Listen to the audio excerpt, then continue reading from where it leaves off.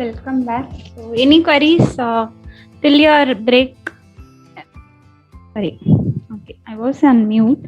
So after the ES6 version have got released, we have got classes also in our JavaScript. Okay. Before that, we didn't have the actual class, just the Java using JavaScript. We can mimic the concept of class.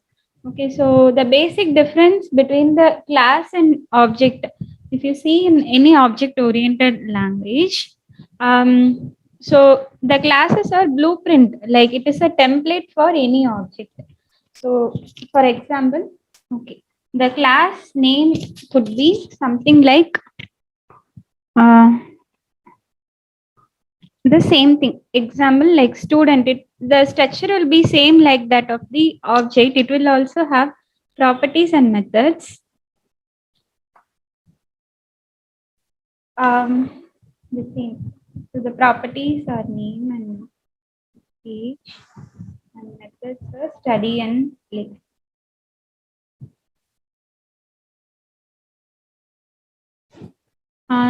So this is kind of a general template. Okay, it is the class, you can assume it as a template, and it will not have any real-time data. It will have only the metadata.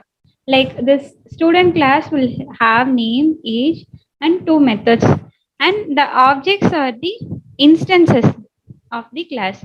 So instances means it will have real-time data. So for example, the object one, let's say the person name is Dinesh.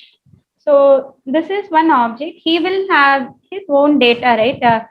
The class will have only metadata. The actual data will reside in the objects only. So his name is so and so. Ages so and so. So the object two is Priya. So here also we will have. So you can assume the class as a plain template with no data. It will have only the skeleton of properties and methods, and the actual data, right? The actual data, the actual instances, it will be in objects. So one class can have multiple objects. So student is a class, and there are two objects, two different objects. So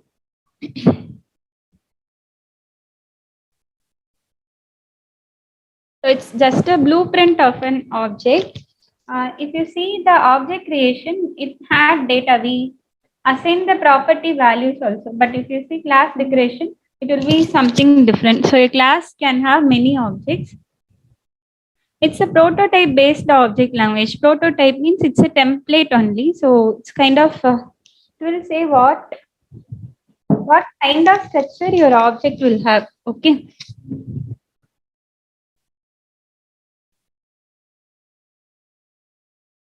So in ES6 version, they have introduced this class keyword. So currently we can use the class concept here. If you see, they are creating the prototype first. Okay, class space vehicle. So I told already it will not have any real-time data. So we are just defining the properties here. The vehicle will have name, maker, engine properties, and the actual data is not being assigned. And we are having the method also. Okay, method as part of this template. So here only we are creating the real-time objects here. So bike one equal to, we are creating one instance with real-time data. It's an object instantiation. I mean, object creation will be done using the new keyword. So we are creating a new object of this prototype. Okay. So this can avoid your rework, because if you are directly creating object, you have to write this code twice. Okay, your code will be like if you are creating object directly, bike one equal to engine. Okay, so if there is no concept of class, let's say you have to write multiple object creations like this. So if there are, let's say we have around 150 bike instances, then the code will get multiplied many times, right? So what they have done is they have simply created a class with common prototype as bike. So the properties they had given. So these are all the properties that the objects are going to have name and engine. So a common template is written. Now what we have to do is to create these two objects, we have to make use of the template. So bike one equal to, it's a new object of type bike. So as I told already, every class will have constructor. So the constructor will take care of all the initialization. So when you create a new instance of the class, this constructor will get called. So we are passing three values, bike one, maker one, and the engine one. So the values will be assigned to, for bike one, it will create an object of this type. When you use the keyword new, it will create a new instance of this class with these assigned values. So the constructor will be called constructor. When you create an instance, the constructor will be called, and the whatever values you pass will get assigned. So two objects have got created, and we can just call bike one dot name. So it will say this first bike name and bike two dot maker. So it will print this value. So that's how the class concept works. So the main advantage of having classes, the consistency in the prototype or the format of the objects, and also to avoid the number of lines of code, we used to go for the class concept. There is no issue. So this kind of class keyword you can use after if your JavaScript version is above ES6 and all. So before the release of ES6, we have to mimic the concept of class. Okay, so they have written a constructor here. So with the constructor name should be given as the class name, and to the prototype, I mean to the template, right? To the template, we are adding one more function here. So some basic template is here with just only the properties, and to the template we are adding one more function. Okay, so whenever we create a new object, actually we have already seen one method, right? Creation of object using constructor. This is the same method only. A constructor is there, and we are creating the object with the constructor name, and to the constructor we can add the additional methods also during the runtime. So before version of ES6, this is how the traditional way of classes were being mimicked.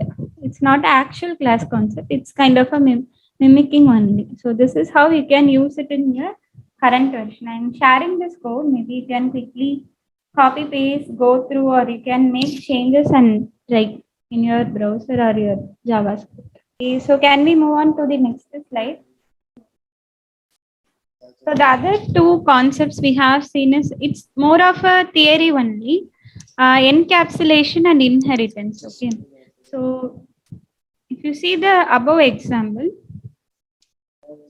all the all the functionality resides inside this get details method. So we are writing it once. Okay, the class and its functionality is written once, and we can call this method directly with the object name dot class name notation. Okay, so we actually don't know what kind of logic is beside the get details function. The invoking component doesn't need to worry about the actual logic. So it's kind of if you have worked on API and all, you may know. Okay, they will just give you the method name, method to be invoked. That only we need to worry of, and the actual implementation and all, it will reside inside the class declaration. So the invoking component, it just need to know the actual method name, and it using the object name, the method name, it will just invoke the method, and we need not bother about the actual logic present inside the method. So this is called encapsulation, the hiding of irrelevant or the confidential, the logic from the Yeah, from the call point. So encapsulation is kind of wrapping property and function within a single unit. So the class will have all the properties and methods defined, and the objects will not have any actual implementation, or yeah, the object will not have any actual implementation. So it's a hiding of data, which means representing only the essential features, only the method name we should know. Every object creation need not worry about the actual functional logic. So that's what we call it as encapsulation. So this is the key point here in encapsulation, representing only the essential features and hiding the background detail. Okay, so that's the encapsulation concept here. That is one example. Um, we have two functions called add address and get details. So they both have some data logic or functional logic behind that. But the invoking point doesn't need to take care of the functional logic again. It just have to invoke the method name. So the complete piece of code is hidden from the object. So that's what we call it as encapsulation. Inheritance, like what we have seen in the third approach, right? The object dot create. So there will be parent and child. They both will share some common properties and common methods. I will show one example. Inheritance means there will be two entities involved, parent and child. So the properties and methods of parent can be used or overridden by the child object also. Here, the person is the parent object. So the person object, sorry, the person class properties is name and its method is toString. Okay. So the student extends person, just like other object oriented programming language. That is the concept of inheritance here. So this is class 1 and class 2 extends the class 1. Okay. So which means this student class will also have this name property and toString method also inherited by default. Okay.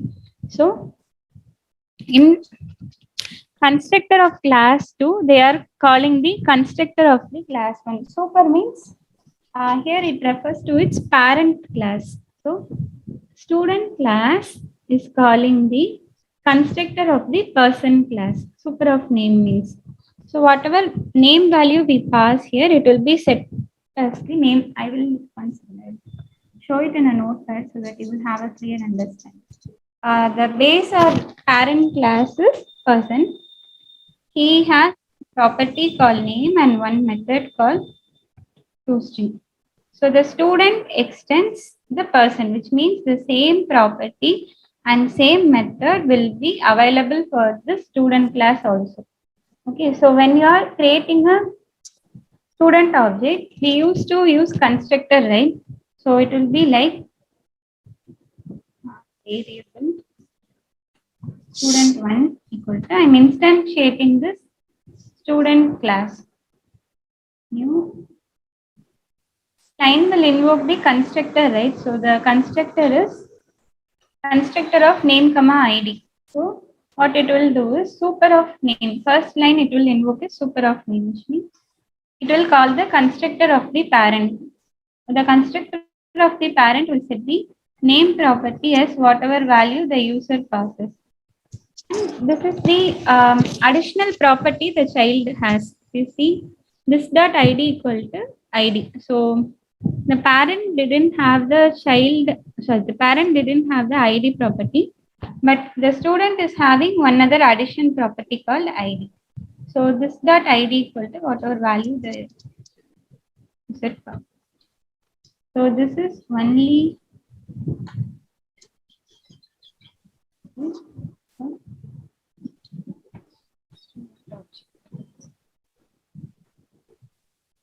when you are inheriting a parent object, the child has some additional properties also.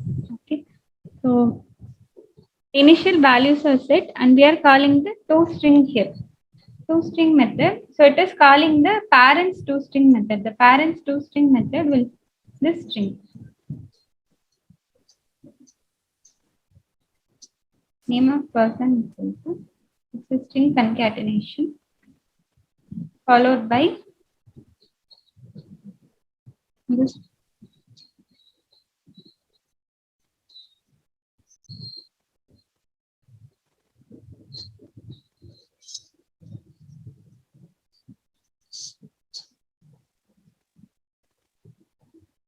output will be name of person equal to the person's name. So this piece of information is being gathered from parents method, and in addition to that, the additional information, the child specific information ID is gathered from the child class. So which means the child class can use both the properties and functions of the parent object. So that's what the inheritance is trying to achieve. I'm sharing this code, but will not spend time here.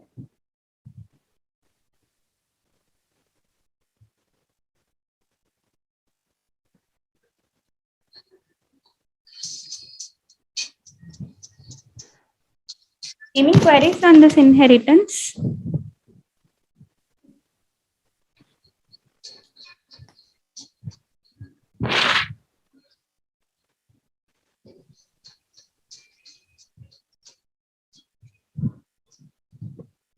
Okay, we can proceed. They have shared the code for inheritance, which has class definition for parent object and child object. You can just try executing when you have time. So we are moving on to the next next topic. It is JavaScript conditionals.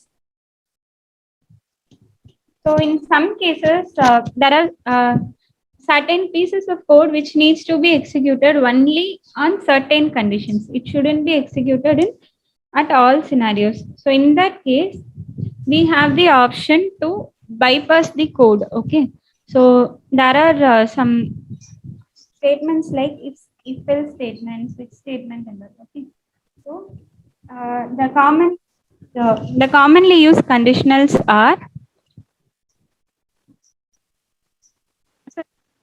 some exercises, hands-on exercises. So one is if, and the other one is if else. Other one is if else if. Other one is switch. So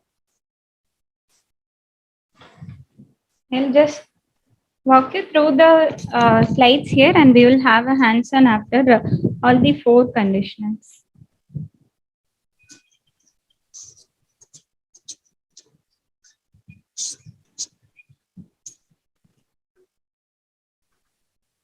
First one is if else statement. So you have to mention the condition here. So the condition will have one operator and two values. So the two values will be checked.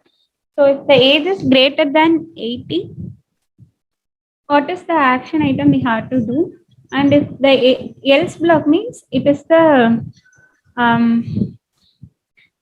it is the other scenario. When this condition passes, this will be executed. When the condition fails, this piece of code will be executed. Okay. So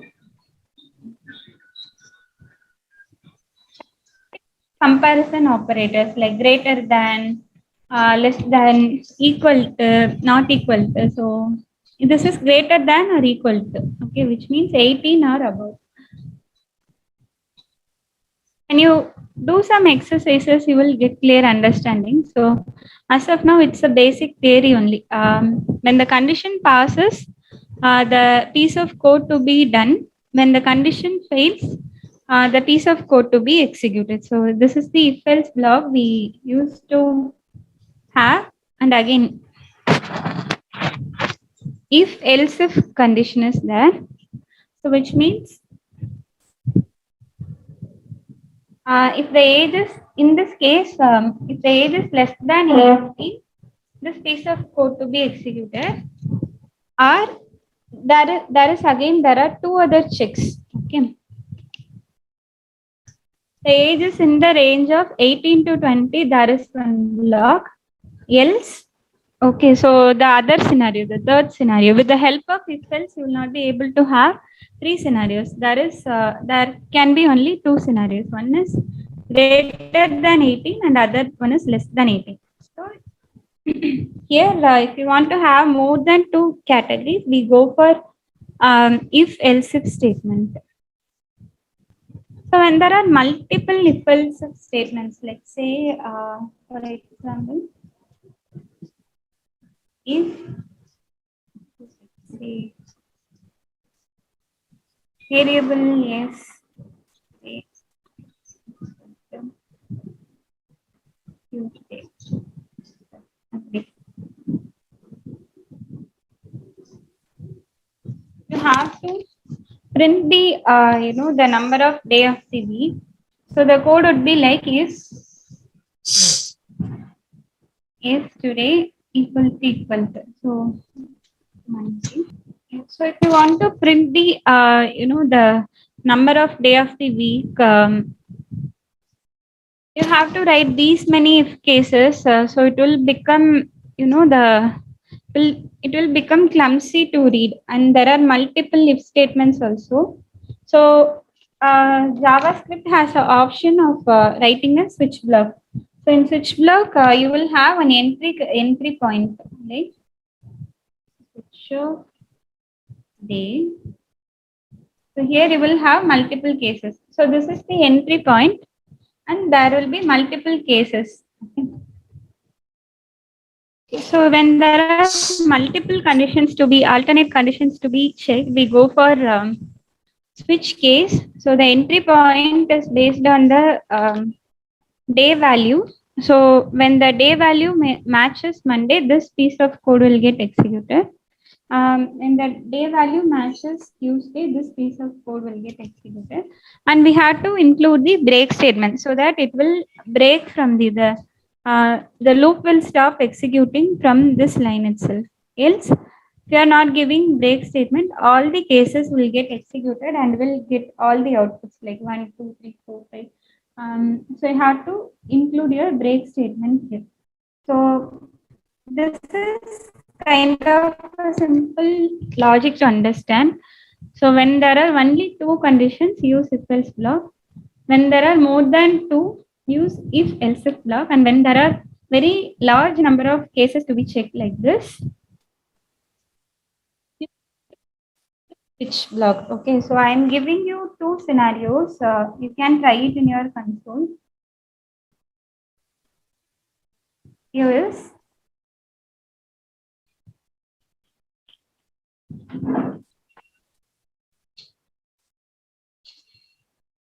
first scenario is find whether a given year is leap year or not. So you have to use if else block here and print whether it is a leap year or not for the first scenario. For switch block, like what we have done for day of the week, you have to accept the month name as input and use switch block and display for one for January, two for February. So to exercise for this conditional now.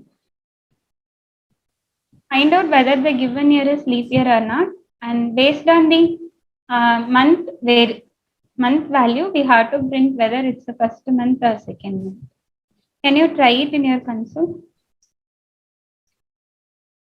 Okay, so we can move on to the next topic. It is scope. Okay, scope in the JavaScript means it is the visibility or availability of variables. Okay, so there are three types of scopes here. So before that, why the scope has to be considered? I will tell you some example. Opening this console. Let's say I'm having one function definition, creating a new variable here.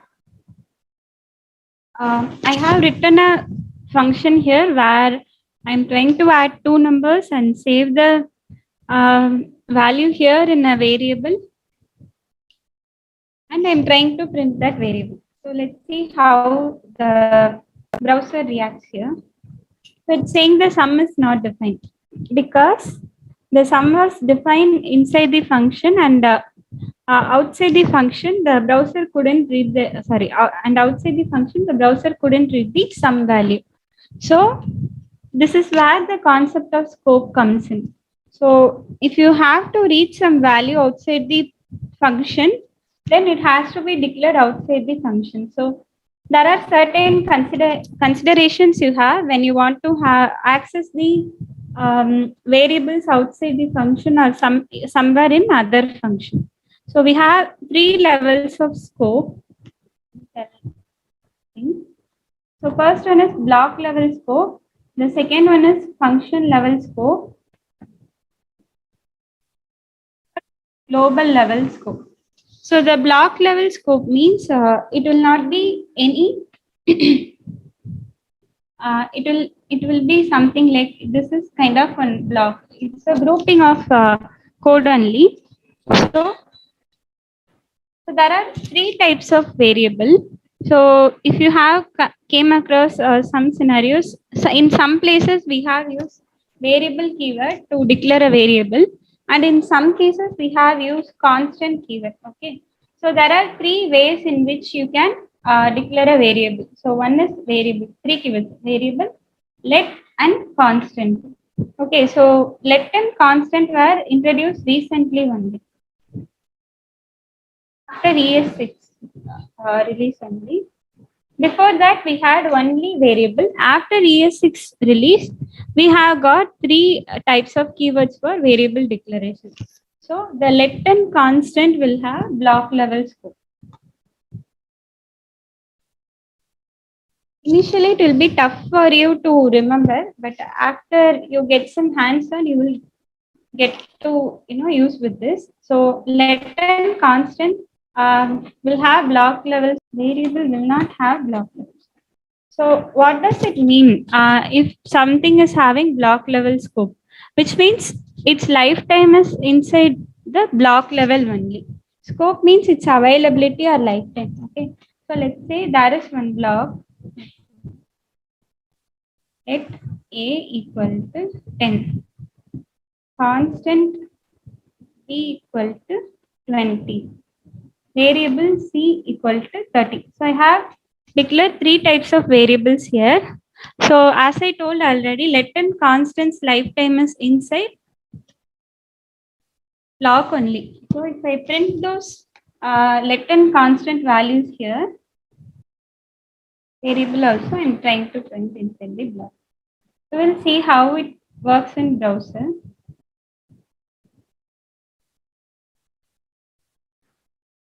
So I'm able to print all the three values because let and constant will have its lifetime inside their block. So inside block, I'm trying to print all those values and I'm able to print it without any error. But when it comes outside of the block, variables let and constant will not be available. Only the variable will be available. So variable is not restricted to block. If you see here, I have mentioned that variable is not restricted to block level scope. We'll try printing all the three values outside the block now.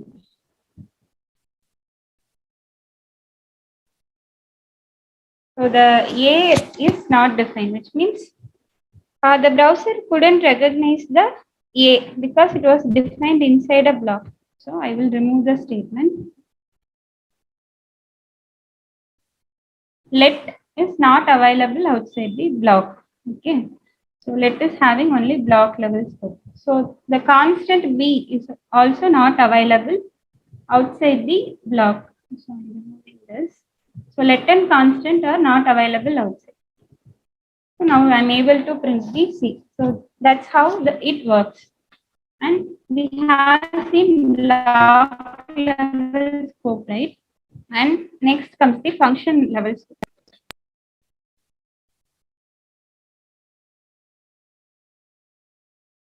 Instead of block, we will have some function. There are three types of variables declared. So here I will make note of it. all three variables have function level scope only. Variable, let, and constant.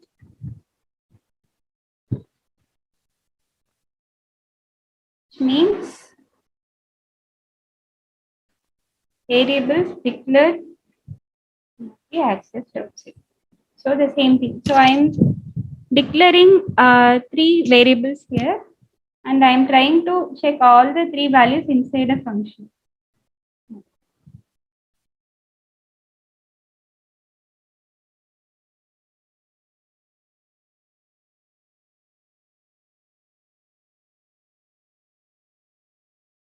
I have to invoke that function, right? Function will not be executed by its default.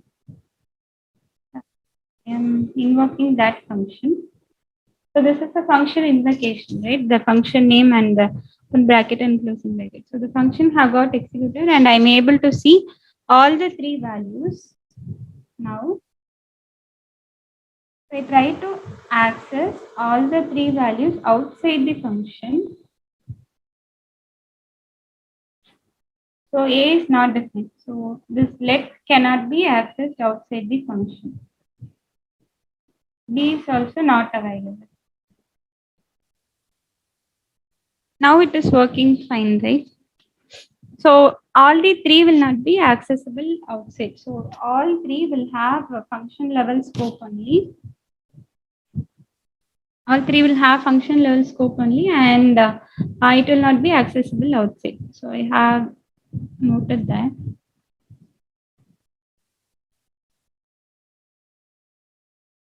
Other one is global.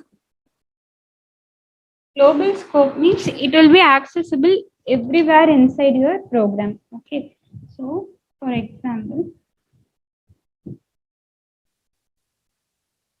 you are having three variables.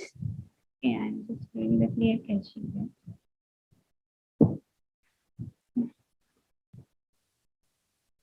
We are having three variables which are not declared inside any block or function. Okay, it's not constrained to any block or function, and I'm trying to use those three values inside a function. So the variable declarations are not confined to any function or block, and I'm trying to access it from function and block, which means from anywhere inside the program you can access. That's what we are trying to test.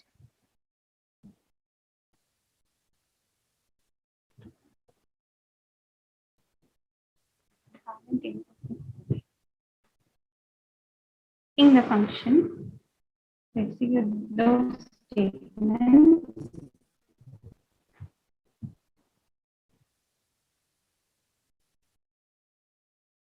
So these three variables, as it is not defined inside any function and it is declared globally. Globally means not under any block.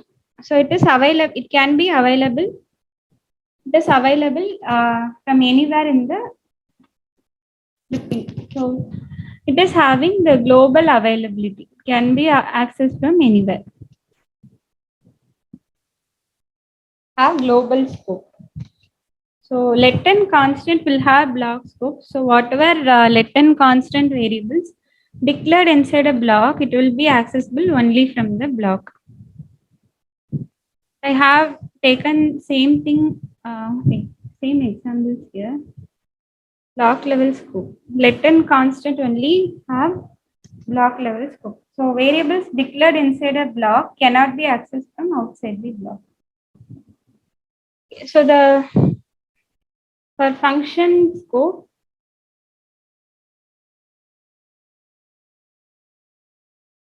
the variable declared inside a function can be accessed only inside the function.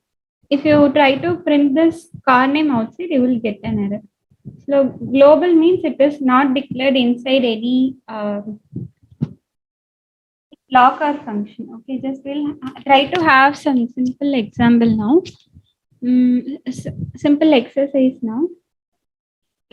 You can try, implementing the function level scope with three different variables, like how we have tried some three different variables like variable, let, and constant has to be declared inside the function and try to access it outside the function. Any three variables, so that you will remember it for a long time. So three function variables you have to create: one of type let, one of type constant, and one of type variable, and try to access it outside the function. Okay, so we'll move on to the next one. It is the concept of arrays. So arrays, right? So far we have seen um, variable let constant, and they were having simply one value, right? Either it could be a text or number, it could be a name or age or number, something like that. But we have a special data type called data structure called array. So it can have more than one value under a single object, under a single variable name. So let's say you have to refer all the days of the week. Okay, so the traditional way, like so far whatever we have seen, it would be like variable day 1 equal to Sunday, variable day 2 equal to how we assign values to the variables, right? The arrays can have all the values clubbed together under one variable name. Okay, so it will be like how we need to declare is like variable is array equal to, the arrays should be the array values should be written in a square bracket notation. So the values should be separated by comma. So the square bracket means that it is a value of it's an array of values. So the values should be separated by commas. So it will be like Sunday, comma, Monday, comma, Tuesday. Okay. So this is how you declare a array, and you can access the array elements, right? Using index. So the array index starts from 0. So it is array element 0, array element 1, array element 2, 3. So in all programming languages, the array element starts with 0 only. So if you want to access the value of Wednesday, what you have to write is, if you remember the object notation, right? If you have to access any object property, how you write object name dot the property name. So for object, you have written like bike one dot manufacturer. So that's how you have access the property of the object, right? But here in array, you have to use again the square bracket notation only. So if you have to access Wednesday, how you have to write is array name and here index number. So the array name is days array and the index is 3. So when I write console.log of days arrays of 3, it will print Wednesday. When I write console.days arrays of 4, it will return Thursday. So this is how you have to access the elements. So first thing we have seen is array declaration and initialization. Okay. So this can be done in other way also. This is using the square bracket notation, right? Like how you define a new object, the same way you can declare this also.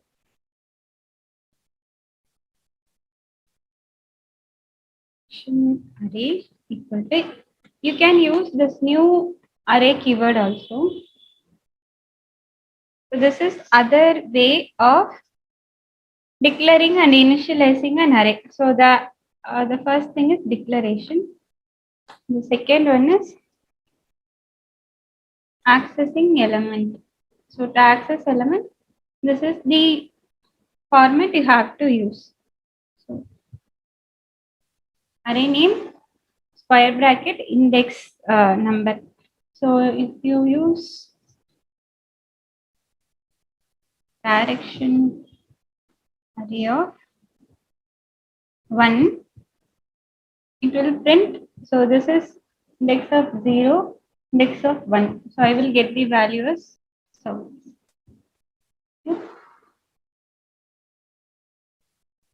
how you should access the array elements. So like any object, one other thing I forget to mention, this array is more or less similar to object only, because let's say I'm having one array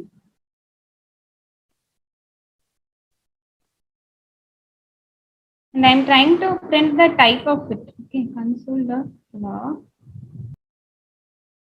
It will say it is an object only. It will behave as the object only. So, like any object have properties and methods, this array will also have properties and methods.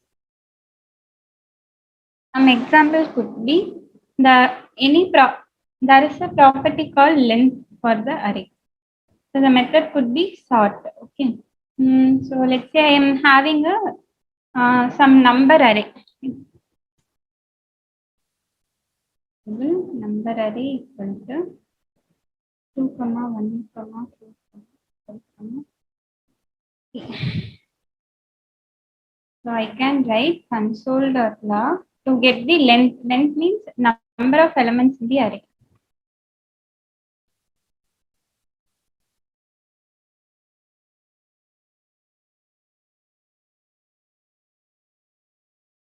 To sort it, we can invoke a. This is how we access the arrays, objects, property and method, right? Object name, comma, property name. So object name, comma, method name. See how it works in browser. So first we try to print the number of elements in the array. So the length of the array. So it has printed 5. So then we have called sort method on this array. So all the elements it has sorted 1, 2, 3, 4, 5 in the ascending order. We have seen properties and methods, accessing element, and the type of is object and array elements. We have seen type of array, length and sort methods. We have seen looping through array elements and add the element to array. So initially you have declared one array with 5 different set of values, and during runtime you are supposed to add some other new values. So how will you be adding elements to the array at runtime?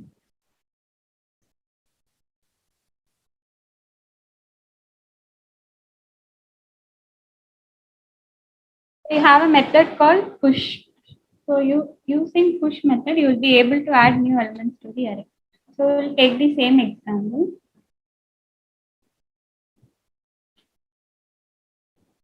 So to invoke a method, we use object name dot function name, right? Object name dot method name. So I'm putting the object name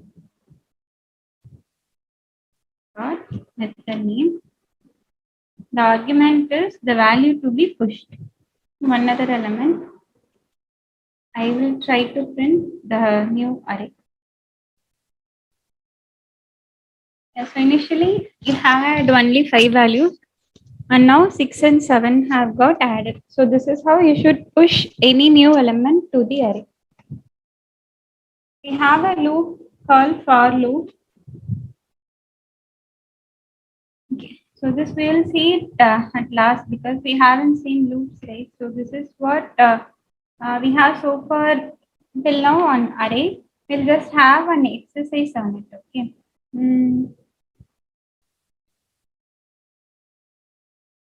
What you can do is, so we have seen push, right? So the same way you try to remove some element from the array. Okay.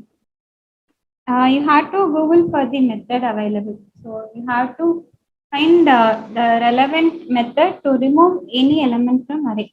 So you have a array with these 5 values and try to remove some element. Like let's say I want to remove this number of 4 from the array. So can you try this? We'll move on to the next topic. So loops. So loops means when there are more um I mean, it's kind of executing the same piece of code again and again with different set of values.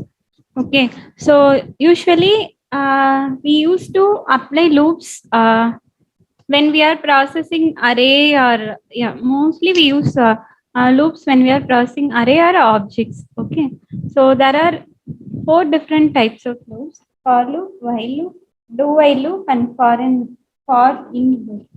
So for loop and while loop will be similar, and do while is also kind of similar with a slight variation. So we'll see one example. Right? We need to tell the browser that how many times this piece of code should run. So the syntax of for loop is the initialization, how many times it should run.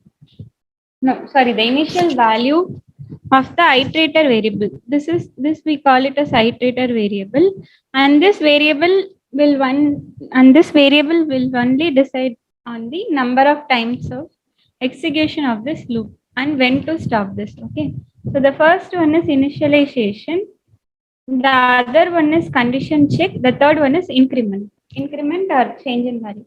So if we see it as an example, you will know. Let's say with this array, I will try to show the for loop execution. Okay. So we have an array. There are 7 elements to be processed, right? So we will write a for loop like we want to print element by element. Okay. So if you write it in a normal way, if you have to print every element, how would you write the code? The same code. So you will be writing loop, your code would be like this. So to print every value, we'll be printing the days array of 0, Sunday. So days array of Monday. So it is printing. But this kind of repetitive code can be avoided by loop. So the loop will have a common set of code inside the loop. So if you see the common statement in every statement is the common logic in every statement is it is console.log. It is going to get executed with one input data where only this number will vary. So this is where your variation will be. So let's say it is x. So here the x will have values from 0 to 6. So for the first time it will be 0, and during the last time it will be 6. So we have to execute this statement with value for x varying. So we have to dynamically assign the values, right? So we have to tell the browser that start the value from x. So the initialization. So the initial value is 0. Okay. And execute till the x value is less than 7. So till it is 6, we have to execute. So this is the condition, it should pass. So when this condition pass, then only this statement will get executed. And the third condition is to make this variation happen. So for the first time it should be 0, for the next time it should be 1, and for the next time it should be to add one number to it. Okay. We're telling the browser that start from the number 0, and on the next time execute the statement with this value. So x will be next, for the next time it is 1, and execute this block of code till this condition is getting satisfied. So how it will be executing is For the first time x equal to 0, the condition gets passed. So it will execute this statement. The same way x equal to 1. So the condition is getting passed, it will execute this statement. So till x equal to 5, x equal to 6, it will pass and it will print the values. When x comes to 7, the value will become false, the condition will become false and the loop will break. Okay, so we'll see how this code works. Okay, so the 7 to 8 lines of code can be written in 1 or 2 lines when we know that it has some common piece of code and there is some minor variation. Okay, so this is how the for loop works. While loop is also same. Here the syntax is bit different. That's it. So while we have to give the condition till when we should execute this loop. Initialization should be done outside the while loop. You have to remember. So initialization should be done outside and the condition should be given in the while statement and the increment should be done inside the while statement. Same three set of the configuration you have to do. So initialization outside, conditions check in the while statement and the increment inside the while block. Okay. So now we will try to execute this while block. We are getting the same output. For and while they serve the same purpose only. Only the the syntax is different. So the third one is do while.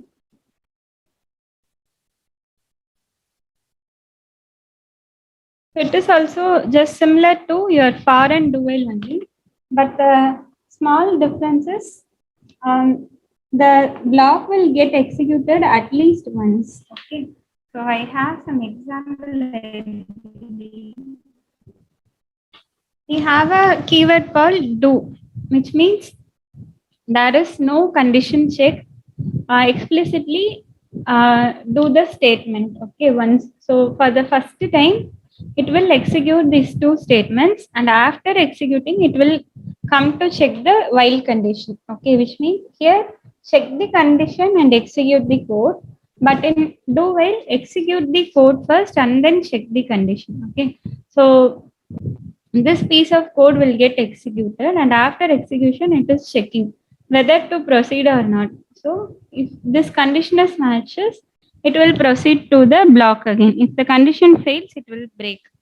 So here the main difference is execute the code at least once and check the condition after. But if you see for loop and while loop, the condition will be checked initially, and only when the condition matches, your piece of code will get executed. But here, this piece of code will get executed at least once, and then only the condition will be checked, and it will decide whether to proceed with the next loop or not. Okay, so we'll run this code in the console.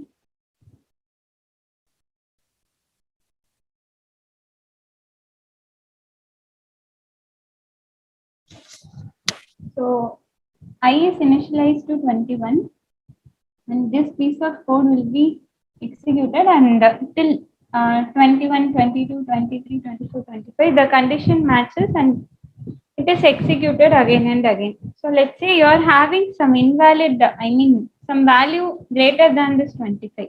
Okay, let's say I equal to 28, but still this piece of code will run because on the first time it will run, on the next time it will be 29 and the condition will fail and it will stop. You see?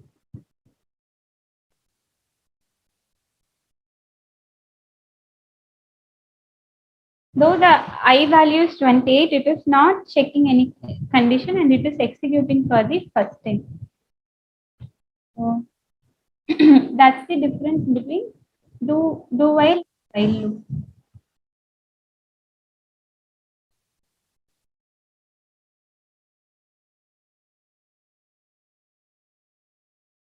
So the next loop is for in loop.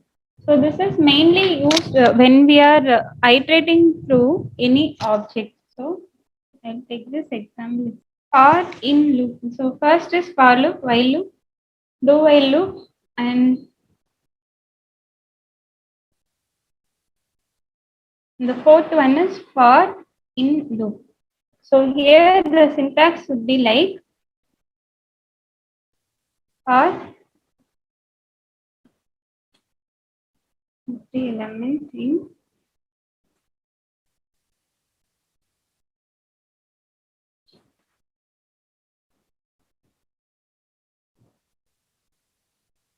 Okay, so this is how your browser understands this code. For every element in the given object, execute this piece of code. So the object is person here. The person is having three different attributes: first name, last name, and age. So this X will have first name for the first name. So how it will work is for the first time the X value is first name, and second time the X value is last name, and for the third time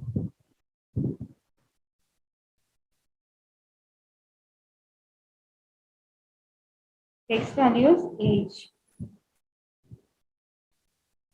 For the first time it will print person of X, which means person of first name. It will print John.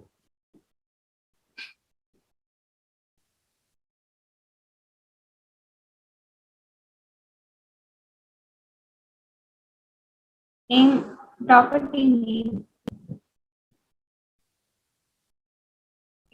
Okay. For every element in this object. Okay, so this object we have declared already. This X, it is a key only. Key means in this name value pair, it's a property name. So when I'm running this code,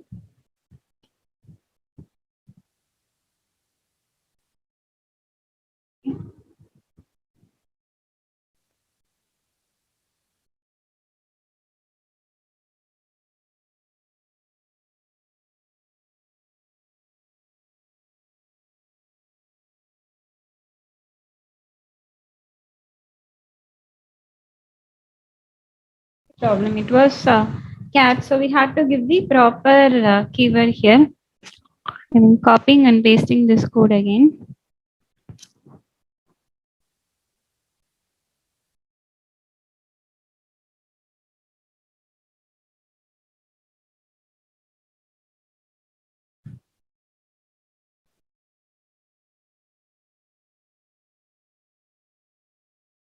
You see the output. It is iterating through the person object, and for every property, so the property name is stored in X. So I'm printing the property name. It is saying first name and the property value. It is saying the first name, actual name John, and when it comes to the next time, it is printing the second property name and second property value. So this for in loop is mainly used to iterate through all the properties of the object. Okay, so we have seen all the four types of this loop. So we'll have just one simple example. Let's say the same example we will take for your exercise also. So you have to declare a number array. Okay, so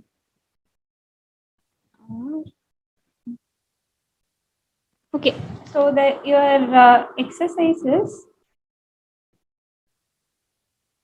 to declare a number array which will have values from 1 to 9. You have to iterate through this array either through for loop or while loop. And if it is divisible by 3, you have to do a console.log statement. Okay. So you have to iterate through for loop. Let's say, for example, if the current number is divisible by 3, then you have to do console.log statement. So this is your exercise. Can you start doing that and confirm once it is done and share me code also if it is working. We have callbacks and promises pending. So there is only one program available as example for both. I'm picking one. So callbacks. So callback means uh, it is a function, one function related to another function. So when one function execution is complete, we need to, let's say function one is complete, then we need to execute function two. So in that case, we used to go for callback. Okay, so in most of the cases in client server communication, right, we used to send the request to the server and we will wait for response from the server. Once we get the response, then we have to pass the response, and based on the response, we make some changes in UI. So if you see the server API call, right? The server hit, right? So the step one will be send request to server and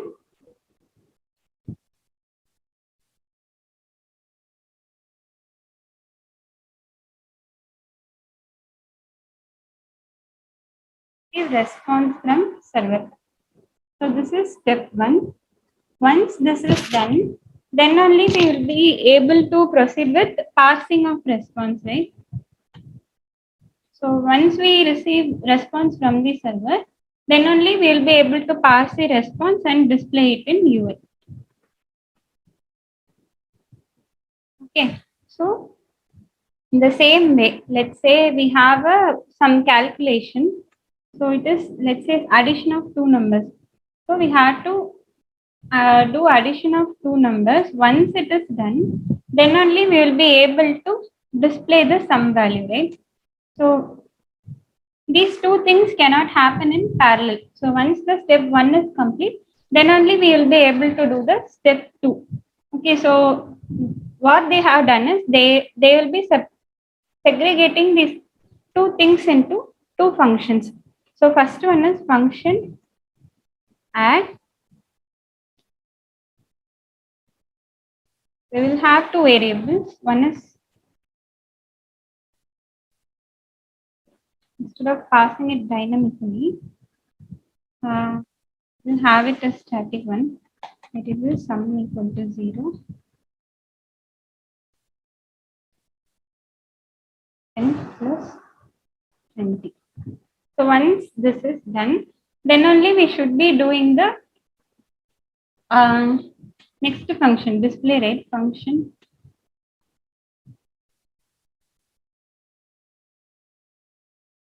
A result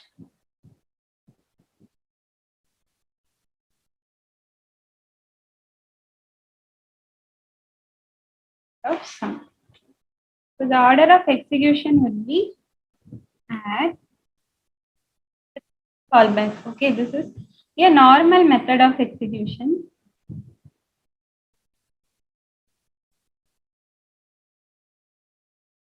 See like how it is behaving in console. So if you see, the add function is called first. The sum value is obtained, and the display result is called, we are displaying the sum. Okay, so if this piece of code, this addition logic is very simple. So we have called one after other and it worked without any issue. Let's say this addition is a very complex logic.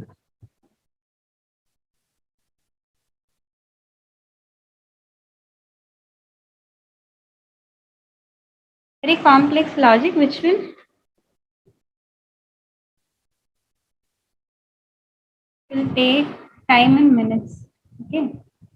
So in this case, if you run this, okay, you will get the wrong result because this function itself will take more time to run. You will not get the proper result before it completes its running.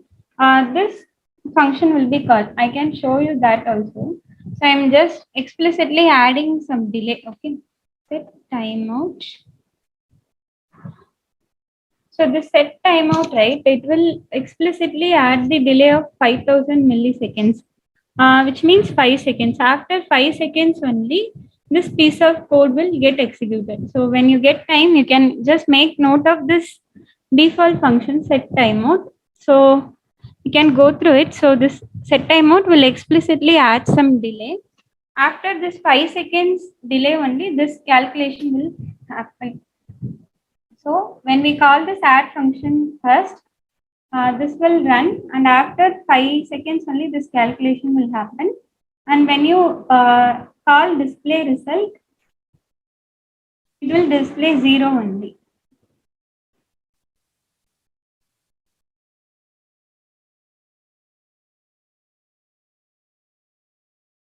Okay, so you have got the very old value, right? Because the add is called, and it will after 5 seconds only this addition will happen. Before that, we are calling this display result. So we are getting the very older value. So that's why what they have came up with is callback function. So callback, how it will work is, will not call the functions one after other. Blindly will not call one after other. So once this is complete, then only we'll be calling the second function. So that's why the concept of callback came in. Let's see.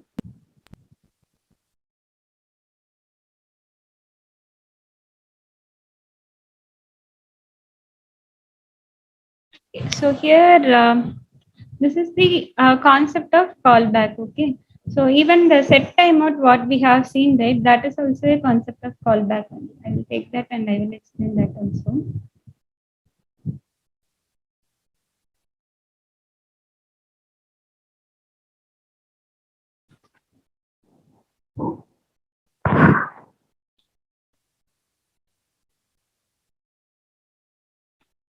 Okay. So here, after the set timeout function is complete, then only this function will happen, right? So I told, right, first there will be 5000 seconds of, 5000 milliseconds, that is 5 seconds of delay. After that, your addition will take place.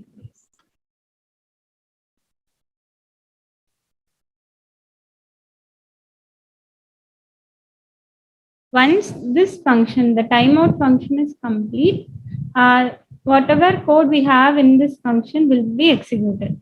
The same way, in the set interval, right? Here also the same thing.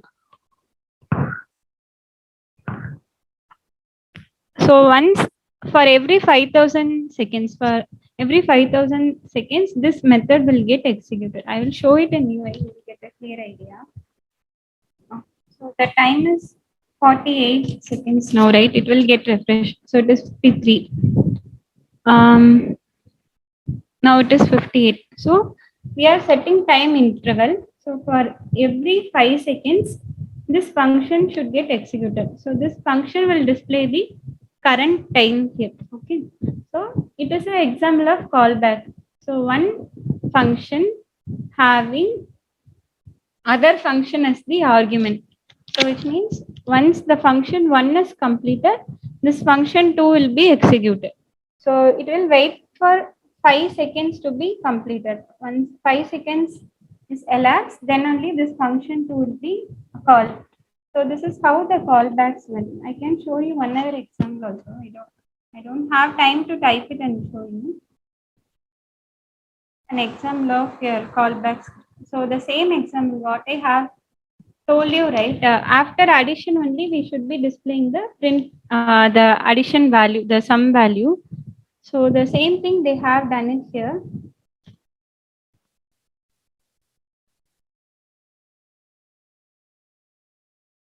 function 1. This will calculate the sum of values.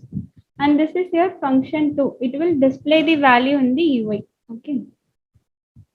So function 2 should be executed only after the function 1 gets complete. So we are passing the first the input. Once the function 1 is complete, okay, once the calculation function is complete, we need to call the display function. So here we are calling the function 1 with two actual numbers and the function 2 name. So once this operation is complete, then only our my display function will be called. So your execution will be like my calculator will be called. The addition will be carried out. So sum will be calculated. Then callback function is called. Your callback function is my display. No? So this is how your callback function is. So one function is passed this argument to other function. I am sharing you this link. When you get time, you can go. The set interval also I have the code. I am sharing the code. Yeah, so there is only one other topic pending promise. This same like callback only. I'm sharing the slide with Anand and he'll be sharing it with you. So you can, there are two slides and I have shared some reference links also. You can go through it and you can reach out to me if you have any queries on this promise session. So the callbacks also I have shared the code and link. So we can wind up the session for today.